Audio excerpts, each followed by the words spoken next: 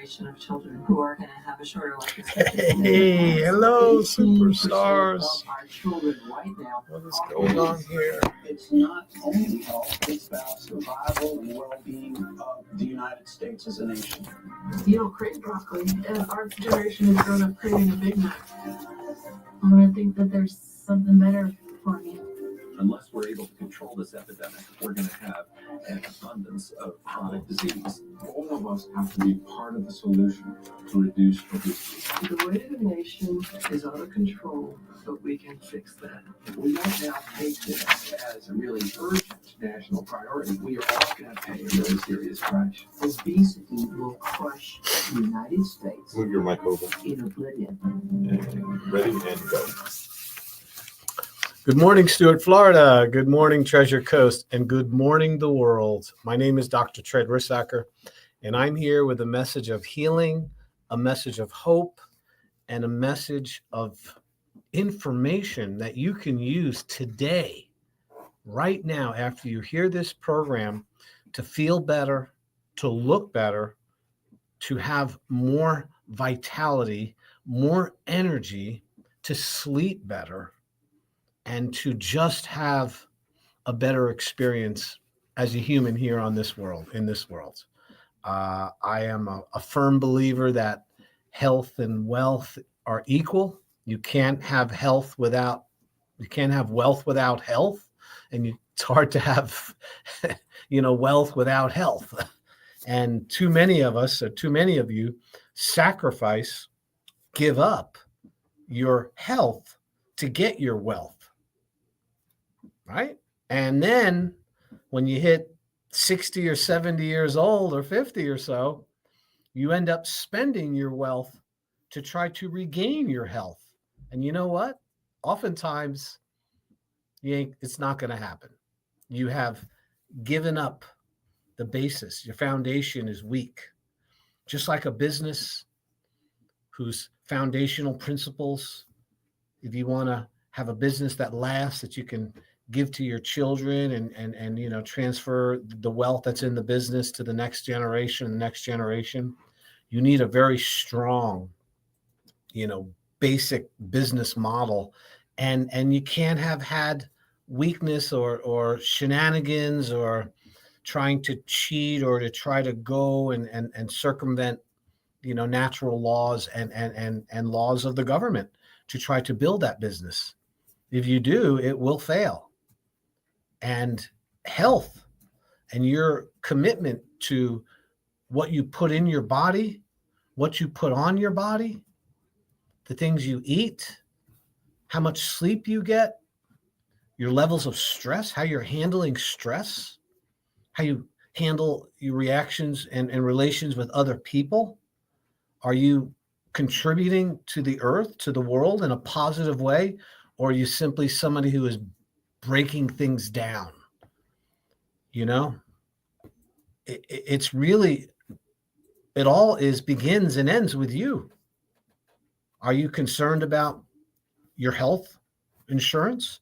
Did you see how expensive it's getting to have health insurance? I think the average health insurance cost right now has gone up to over $7,000 to $8,000 a year per person. And that's an average.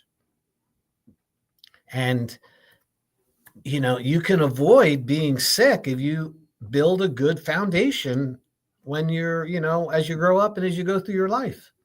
You can build a good foundation and be able to bring that health with you.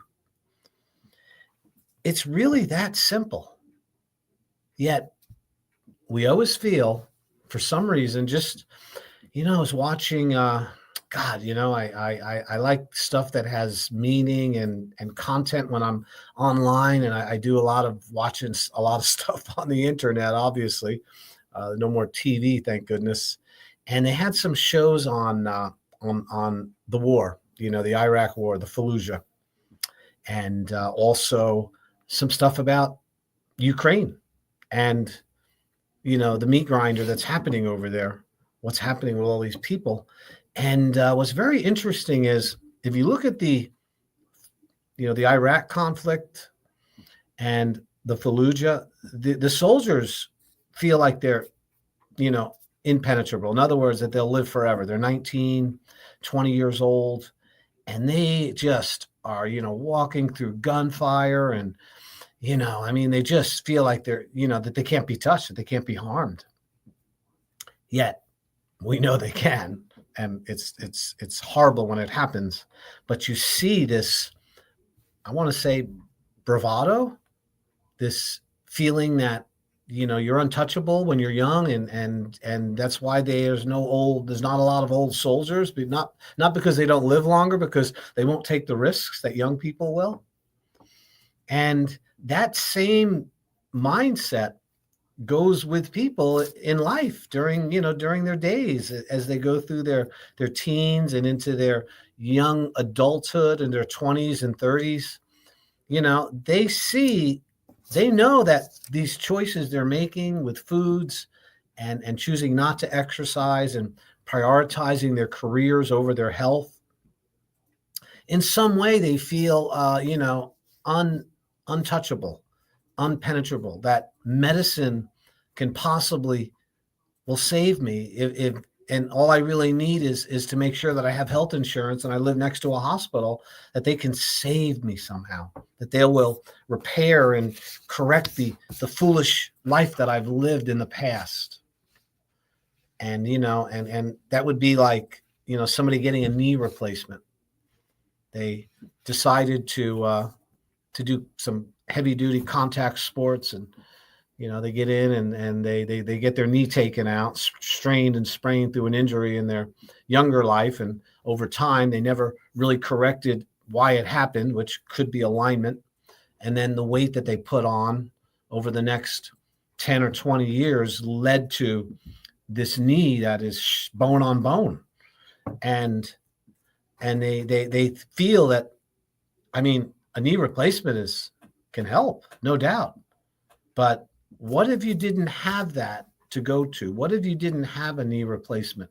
What if they weren't doing all of these procedures? You might have taken better care of yourself. I know for me, when they do a knee replacement, remember the other leg is as old as the one that they replaced, and so is the hip, and so is the foot. And that titanium knee, that $6 million man knee, you still got a 20-cent body if you haven't been taking care of it.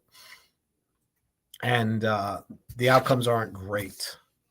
So it's important to know that the effort and time it takes to maintain your health and to do things is really, really important.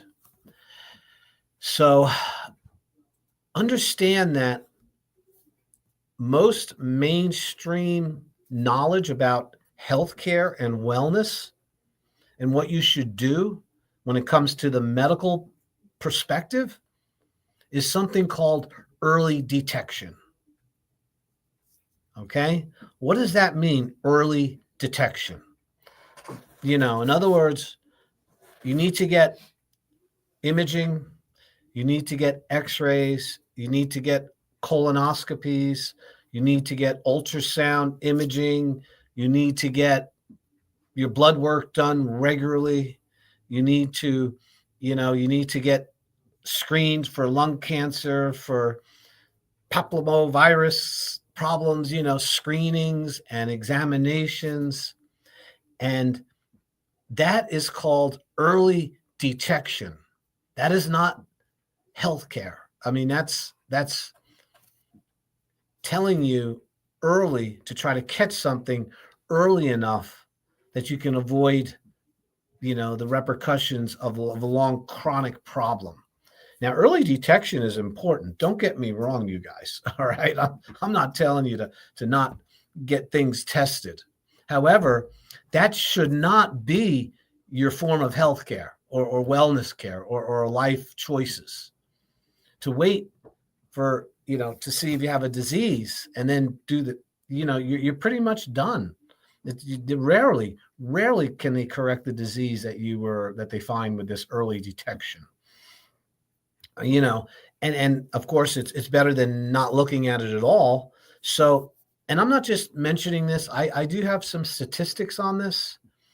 And there's one by Harvard Medical College, Harvard Medical University, had done a statistic on how correct the diagnosis was compared to what led to somebody's death. In other words, what the death certificate, what actually killed them, and what was the diagnosis that they got into the hospital with was over 60 to 70%.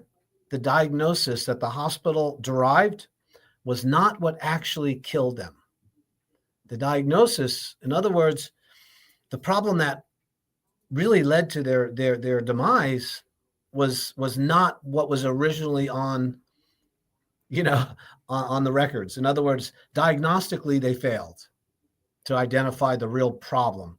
They were treating the symptoms, which was the diagnostic criteria, with the symptomatology that someone presents with, without really now.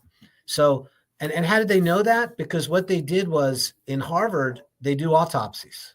And when somebody dies at Harvard Medical, they do an autopsy to see the cause of death. And the actual entrance diagnosis was over 60% or even worse wrong. And that's Harvard. So with that, knowing that, how effective is a doctor that works in a private office that, doesn't have the same skills and all the testing. In fact, but there's also some other statistics that show that a doctor's first opinion from a history and a consultation and an exam, or like a physical exam, they're like 80% correct as a result of what their findings are and what they believe is going on. So here's another statistic: was when you did get the right diagnosis at Harvard University, if you did get the right diagnosis, how many of those people actually had a cure from the diagnosis and then the treatment that was given to them at the hospital? How many actually affected a cure? In other words, a resolution of the problem. Healing, less than 5%. That's right. Less than 5% were actually able to be cured or healed 100% from the problem. And what that means is that doesn't mean that they didn't extend their life. It doesn't mean that they didn't treat the symptomatology of that problem. They do, and they're good at that, but they never really corrected, were able to heal the problem because it had gone too far. And thus, those people suffer comfortably. They're still suffering, but they try to make them comfortable with blood pressure medication and blood. It's not my genre. I used to know a lot about all the different things that they did to treat symptoms, but that would be the diabetes medications, the things for Alzheimer's and dementia. They can't cure those. The heart disease and the plaquing of the arteries. Giving you statins and lipids to lower triglycerides, and these are the big money makers. And now we have this Ozempic rage. This oh my God, give me a drug to physiologically stop me from eating somehow and stop my digestive tract from working with an injection into my body. Suffering comfortably. That's really what medicine does. You have a problem and they don't really have the true source of the cure because that's usually lifestyle, and you got to do a little more than just show up at the doctor to get better. So they treat you with medications and pharmaceutical agents, and you're basically suffering comfortably. And we're not really comfortable, that. So, hello, wake up. Don't be a fool. Don't be a mark. Don't be somebody who gets the bad end of the stick. And that doesn't mean that everybody couldn't be helped by a doctor. I've been to the doctor and they helped me enormously. But and I can usually trace it back to something that I failed to do when I was younger. somewhere I chose not to take care of my health or exercise enough or, eat the right foods or remove poisons and toxins. I thought I was like the 19-year-old in Fallujah, that I wasn't going to get shot, and that's why. So now, with all that said, if you're in a pickle and you're starting to realize that your health is fleeting you, and you're starting to feel, as they say in the old washing machines where they used to do the wringer, they used to put the clothes in the wringer to wring it out. And if you got your fingers caught in it, it was called the nip of the wringer. Maybe you felt the nip of the wringer.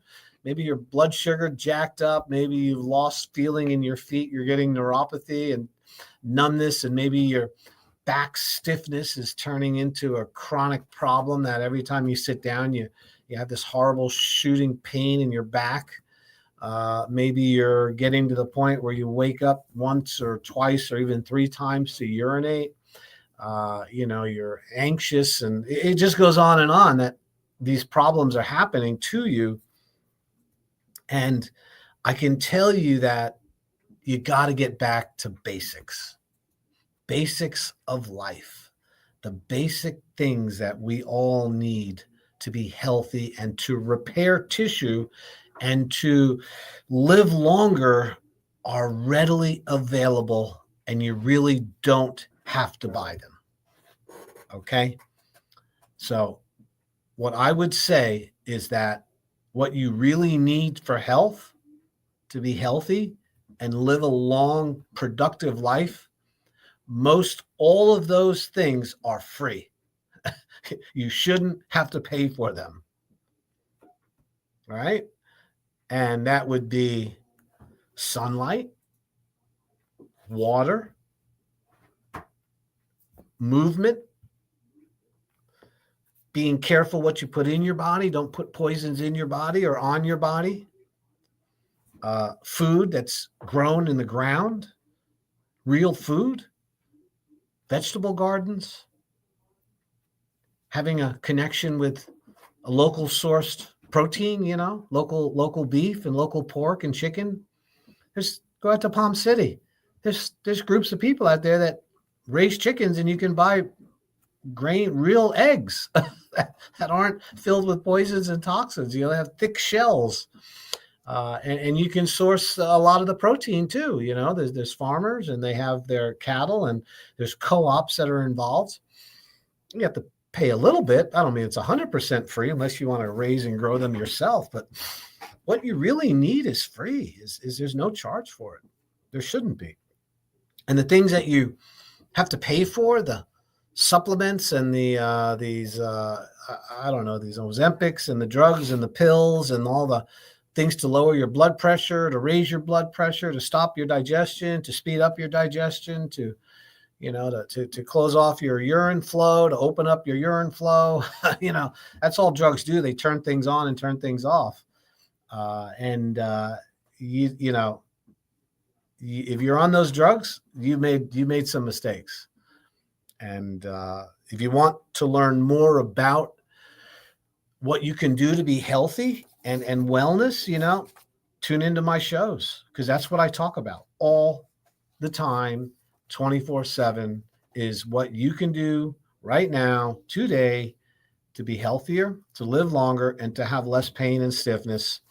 And at this point of my career of observing humanity and where the real problems are, the biggest problem we have right now is obesity.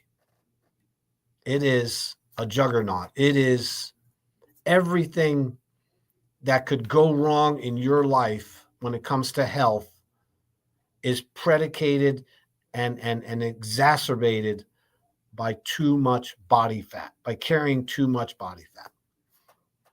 Okay, and you call it fatted.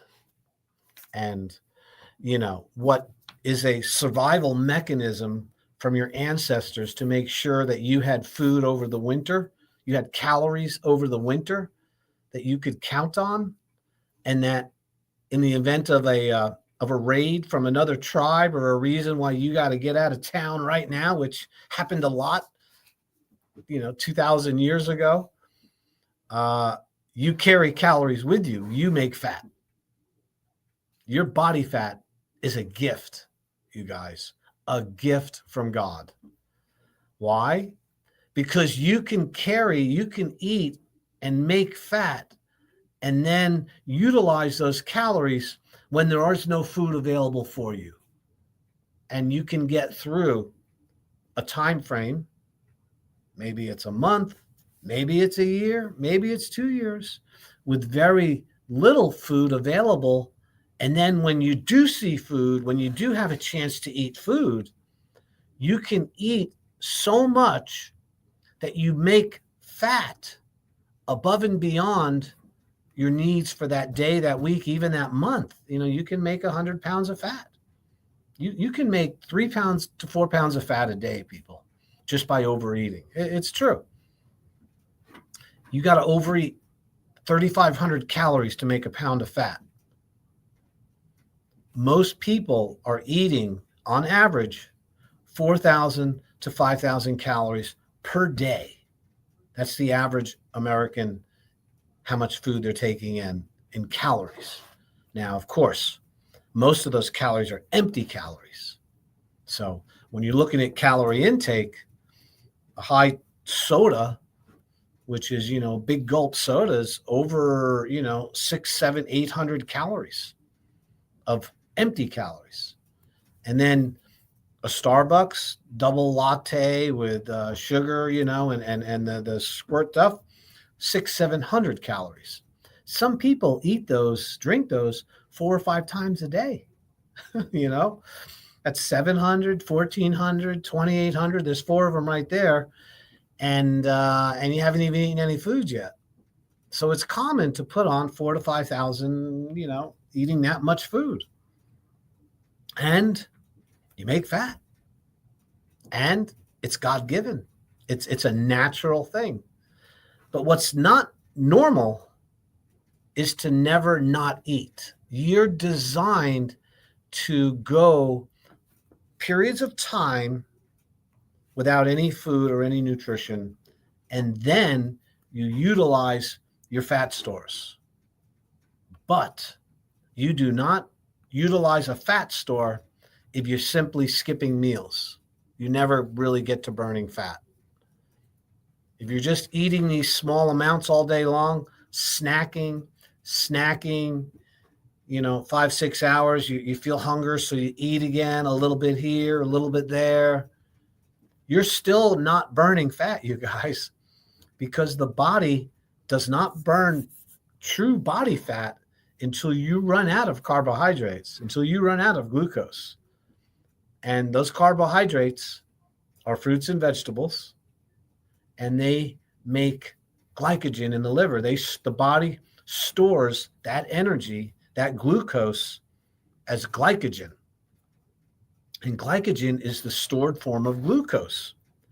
And the body needs glycogen for instantaneous energy. The stress response utilizes glycogen and glucose to get you out of the fire, to get you away from saber-toothed tiger. You're at the watering hole. You're getting a little bit of water with your buddy, your caveman buddy, and a saber-toothed tiger jumps up and pounces on him and eats him in front of you. And he's got a friend. There's another tiger there also. Well, let me tell you, your body is not utilizing fat to get out of that situation, I promise you. Your bodily fat is stored away for after, when you don't have any food. That instant burst of muscular energy to get away from something comes from the body's stored glycogen in the liver. And it's set off by the adrenaline response, by the stress response. Adrenaline is produced by the adrenal gland when you have something that, scares you, or it's when you have stress. Adrenaline shoots into the bloodstream, and this causes a release of cortisol. Now, you've all heard about cortisol. Cortisol is the hormone your body produces to raise blood sugar, to get calories into the cells, into the bloodstream, so your body has the energy to run or to fight or to get away from whatever it is, muscular, and to think.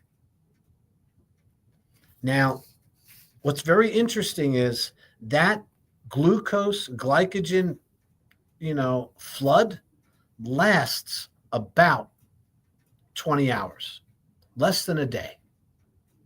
So if you were, if you were being chased, okay. So let's say the saber-toothed tiger ate your buddy and his buddy's chasing you, his mate, and you got to run like right now. The ability to get away and to run and to use your muscles and to hide and to fight is all being produced by the glycogen stores in your body for the first 20 hours or so. So 20 hours. And if you're extended past 20 hours, you're running for, they're not giving up. They're still chasing you. Those next 2 days, 3 days, 4 days, and 5 days, if you're not eating, that's when your fat starts to power your body. Not the day you missed a meal, you guys. Or if you skipped a meal, you're not burning fat. You burn fat when you run out of glucose and glycogen. Okay? And that, when you start burning fat, that's when your body starts to heal itself. That's when your body produces something called ketones. And ketones is a biomarker that shows up in your urine or in your blood supply that you are now utilizing fat instead of glucose as an energy source. And when you utilize ketones as an energy source, it's a very clean energy source, which does not lead to any kind of insulin dependency or hyperinflammation that glucose causes. Glucose requires insulin to be cleared from the body. So your body's pancreas is working hard to get rid of glucose. When you go past the glycogen stores by not eating for a full day, just one day, you guys, go to sleep. The next day, the second day, you're starting to actually burn your stored fat.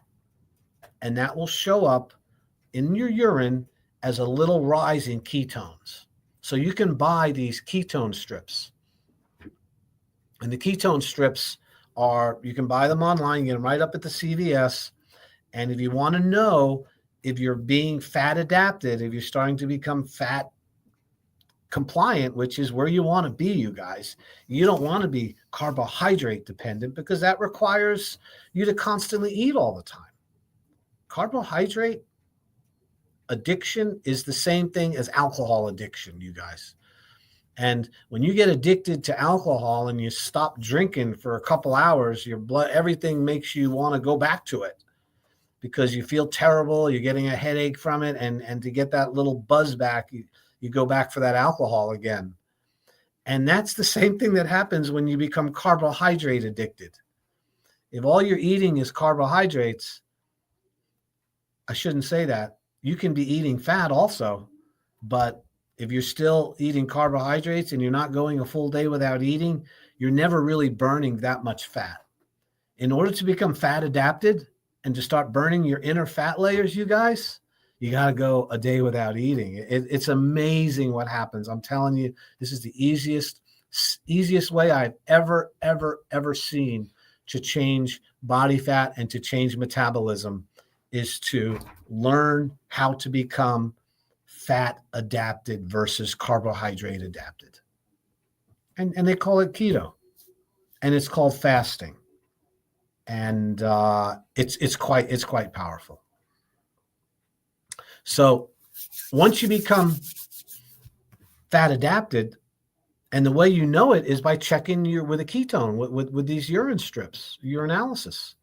And so I've been doing this with myself for about 12 months now on and off. I did the severe fasting. I did 4 or 5 day fasting with water. I always do water. And then now I'm at a point where I basically really only eat once or twice a day. I don't eat breakfast because I have the blood sugar from the night before. I mean, I am hungry when I get up in the morning, as I always am, but I'm not weak. I'm not like out of my mind, like super hungry. And so what I do, and I was reading about this, and this really works, is I put like butter in my coffee. Right? I never thought I would do that in my life. And I watched a show. It was on this thing called Bulletproof Coffee. And this guy, who's the guy who developed it, went from a 300-pound person down to 160 pounds, changed his whole life by simply putting butter in his coffee and other oils and having that for breakfast. So I'm on my I told my wife, I said, you better get more butter because I'm going through like half a stick a day here. And that's really my morning breakfast. Is I have a cup of coffee. I take probably 2 to 3 tablespoons of butter, a big chunk of butter, put it in the cup, heat it up so it, liquefies it. And then I'll put the coffee on top of that. A little bit of stevia. I like a little sweetness. Stevia is fine. And a little bit of cream. And did you know 1 teaspoon of cream is like 40 calories? I didn't know that, but now I do. But so I'm not typically, I am fasting because I'm not eating anything that's carbohydrate, but that coffee has been really, really beneficial at my energy levels. And I'm just not that hungry till about 12 or 1 o'clock. I start to feel hungry again. And then I drink water, and typically I will not eat until at least after 4. And that would be with something that is savory, meaty, fatty food. And I'm down to 198 pounds. My body fat is probably lower than 15%. My inflammation and the swelling around any inflammation is gone from my body. I am a very happy camper. Now, what does that have to do with laser? What am I doing with the laser? So the red light laser, low-level laser, and red light therapy to treat body fat treats the subcutaneous fat. It's dealing with the fat that's on the outside of the body, the stuff that accumulates around your muscle core. So if you were to, make a muscle and feel the muscle behind you, the muscle in your belly there, and then when you were to squeeze the skin in front of that, that's called subcutaneous fat. And that fat does not respond as easily as visceral fat when it comes to fasting and losing weight. Visceral fat surrounds your organs, and it's behind the muscle. It's your metabolically active fat. If you have high visceral fat, you have high probably blood glucose, you have hyperglycemia, you probably have high triglycerides, you probably have high levels of HDL versus LDL. And, difficulty with sleep, swelling around your joints and your knees and your back. You're probably suffering with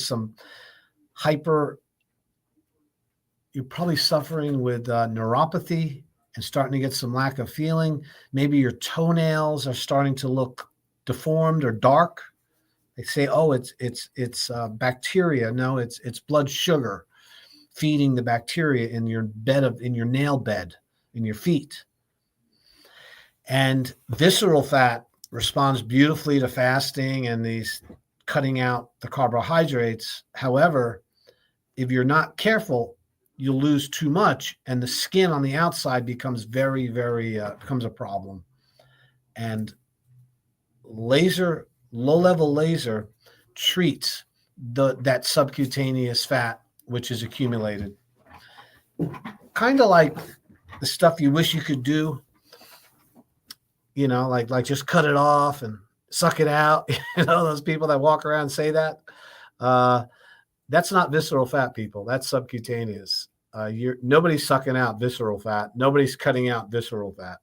That's a diet and exercise thing, and fasting and reducing blood glucose and tuning up your intake is really, really key for that. And however, you come in with both compartments are usually populated. They're voluminous, we call it. And this is where the Lapex BCS lipolaser, this process that I've been doing, the laser easy way, is really, really effective at getting rid of the stuff that you can't target very easily with diet and exercise. And this is super, super important if you're over 50 years old. If you're under 50, then if you lose weight, you can probably still lose the skin. The loose skin will tighten and tone somewhat. But if you're over 50 and you're getting into your 60s and even into your 70s, you will have lost the muscle tone, the musculature, which is around your subcutaneous fat. Remember, the muscles, your muscle core is really outside of the viscera. You know what I mean? In other words, if you were to open up somebody's intestines and cut through them and disembowel them, there's very little muscle around the organs. I mean, there's smooth muscle. It's too complicated to go into here. But those big skeletal muscles are just that, skeletal muscles. And those muscles are what give you definition. That's what makes you look good. You look good when you see that muscle tone and you see that ripple, that makes you look good. Well, once you hit 50 years old, actually, once you hit 40, you start to suffer something called sarcopenia. Sarco means Latin for muscle, and penia means smaller. So sarcopenia is a loss of muscle tone, gradual due to aging, getting older. And not because you're not exercising, not because you're not eating the right foods. Now you can slow it down and you can, slow the process down and maintain muscle tone if you exercise like crazy. But most of you aren't doing that. So now you're 50, 60 years old. You finally figured out that these carbohydrates aren't serving you anymore. You're not drinking sodas anymore. You've got your Fitbit. You're going to the Pilates class. Maybe you're going to Crunch. We're there at Crunch all the time, by the way. We sign a lot of people from Crunch Fitness. They want that extra help. And even though you're doing 1,000 sit-ups and you ate 500 calories, that midriff, that midsection, it's not changing. That's because it's subcutaneous. It's not visceral. Visceral is behind the muscle. Subcu is in front.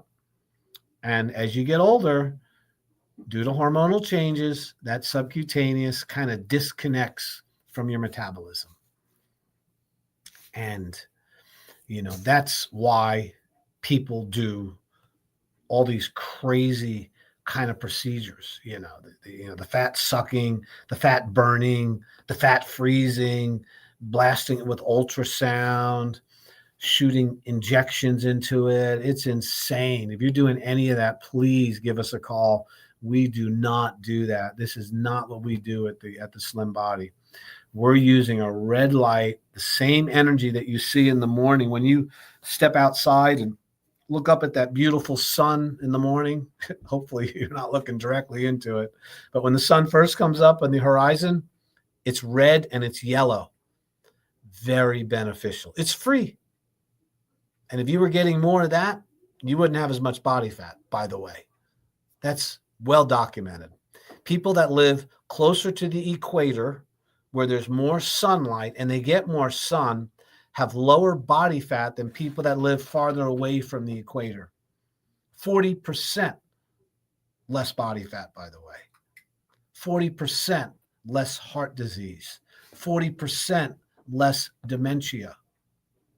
The closer you get to the equator versus way up north, you're healthier people. It's because of the sun. And they're probably more active, getting outside more often. It's no fun to go out into the snow, I mean, you're not exercising as much. And I think that's why people come to South Florida. We live in such a beautiful place, Excuse me. So we're able to harness those same wavelengths, those red lights and those near infrared lights, which is sunlight in the morning for the first 2 or 3 hours and sunlight in the evening for the last 2 or 3 hours. Those wavelengths heal and repair your body. God created the sun to give us life. The sun radiates the earth.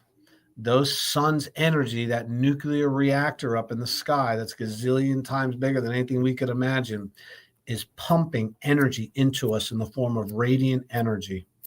And that energy is taken up by plants, turned into glucose, turned into a starch, a carbohydrate. We eat the plant, and that energy is released into our tissues in the form of ATP. But it originally came from the sun. All energy comes from the sun, you guys. It's just transmuted into different things. Carbohydrates, fossil fuel, fat, proteins. They all contain the energy that was once radiant from the sun.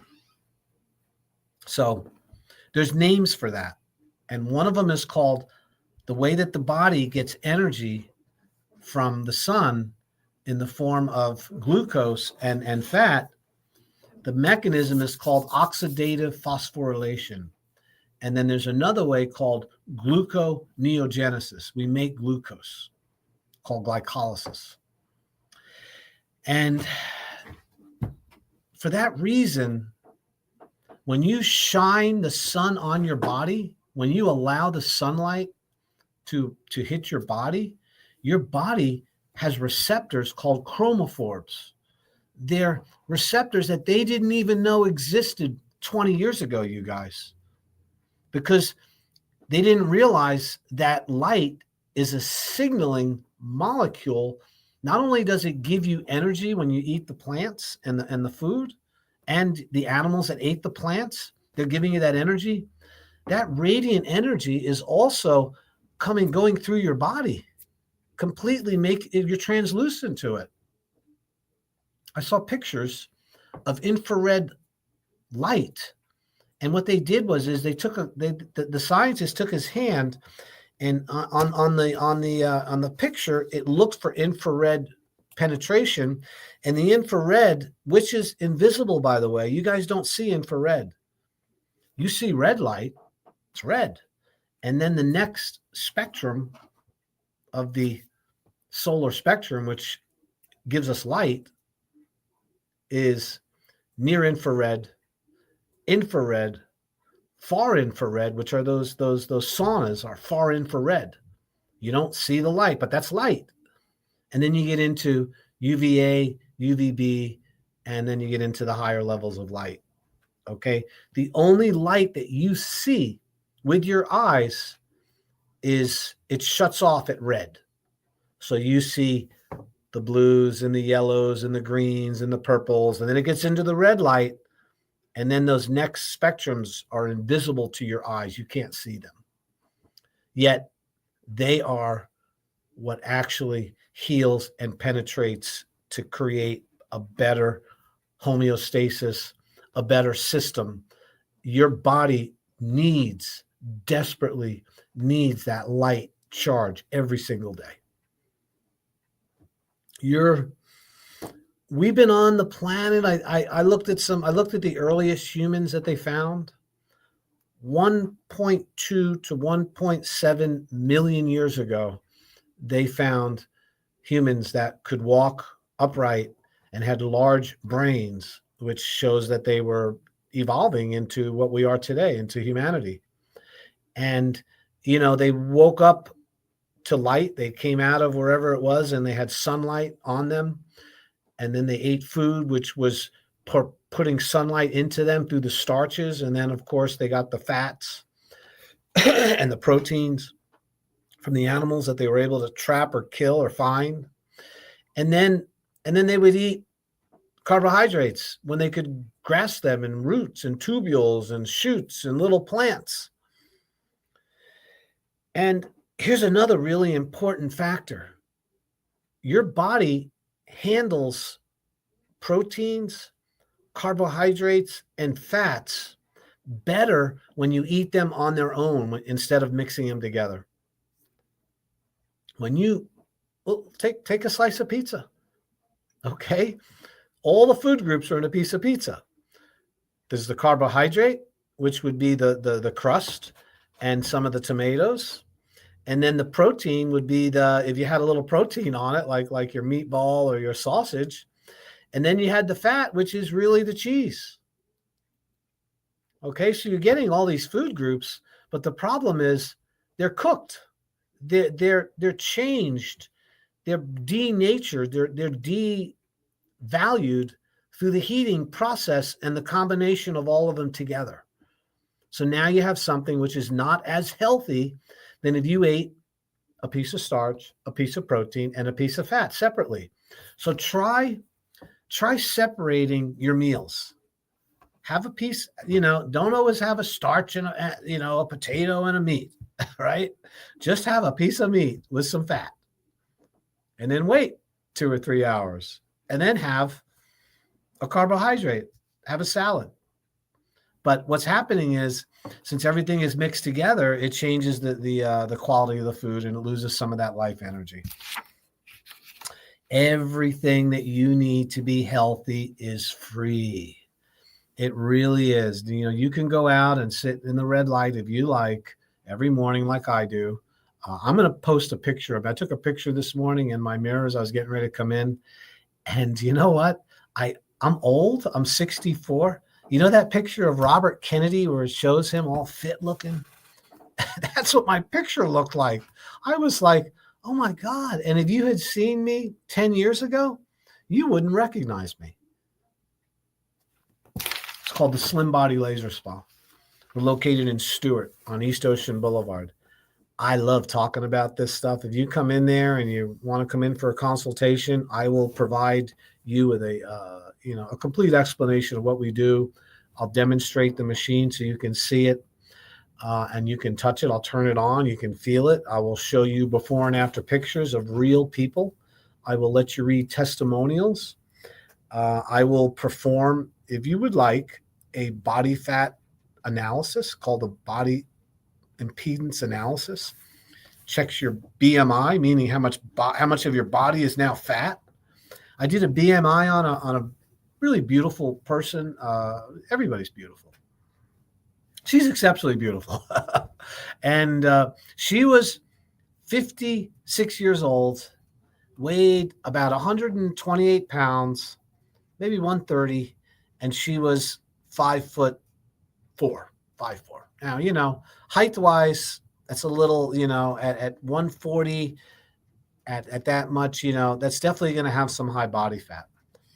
Well, when I did the examination with the body impedance, which is it's electro, like an EKG tab you put on somebody's foot, and then the other tab goes on the back of their right hand, and then they sit back and it passes a very mild current, like a D battery, through your body, and electricity travels faster and slower depending on how much water content you have. And since fat holds a lot of water, if you have a lot of fat content, you're going to have a very different number when it comes to how quickly the electricity passes through your body. And that gives us your body fat number based on an algorithm of a whole bunch of people. Kind of complicated, but when I got her body fat, it was 54%. Now, you don't have to be a rocket scientist or understand health and wellness or be a doctor at the Cleveland Clinic to know that if you're 58 years old and you're carrying around 54% of your weight as body fat, you got problems. And if you had looked at her, she did not look like a bean, like you see these really morbidly obese people. It was, I called it thin on the outside, fat on the inside, Topi. You will never know that unless you come in and get a BIA with us. So Dr. Rissacker, we're on East Ocean Boulevard, Dr. Treds, Slim Body Laser Spa. Go Google, go on your little Siri phone and say, Dr. Tred, Slim Body. It'll come up with my name, my phone numbers, everything you need to get in touch with us. Consultations are always free because I don't want any reason for you not to come in and see what we do. 15 seconds. So I highly suggest it. And I just want to say thank you to all the people that listen and tune in and comment here as I'm sitting here. I'm sorry I can't comment back to you, but we'll see you soon, and have a great week. All right. Bye-bye.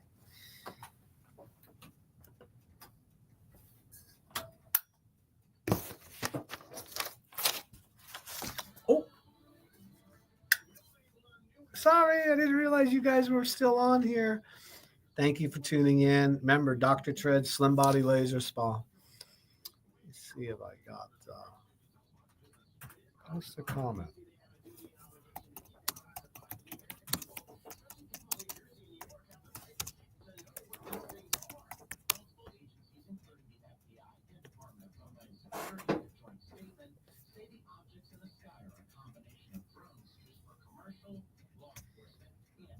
Yeah, there we go. Figured it out. That's the ticket, you guys. That is the ticket. Thank you so much. We'll see you soon.